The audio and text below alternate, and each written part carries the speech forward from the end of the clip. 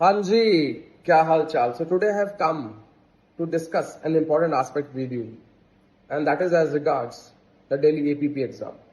आप में से बहुत लोगों को पता होगा कि दिल्ली का एक APP एग्जाम आया था, और शायद आपको ये भी पता होगा उसकी classes already Neeraj Sharma law class में चल रही है। तो अगर आपने अभी तक ज्वाइन नहीं किया तो प्लीज कर लीजिए। लेकिन ये मैं आपसे इसलिए कहना चाहता हूँ कि मेरे हिसाब से मैंने सुना है कि शायद वो एडवर्टाइजमेंट फिर से आएगा। शायद पहले उनकी जो एज का क्राइटेरिया था वो 30 ईयर्स था। I have heard that it might be increase to 35 and they might come with a new different and a new notification, right? अब ये सुनी सुनाई बातें हैं। वैसे तो कहते हैं कि भाई ईयर से है वो एडमिसिबल नहीं है।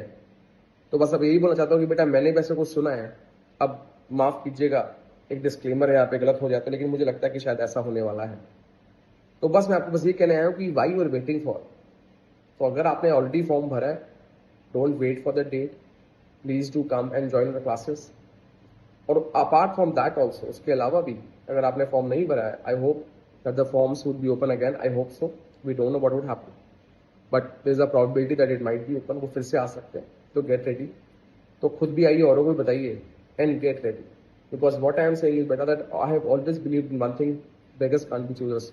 Don't wait for anything, please do go and get it.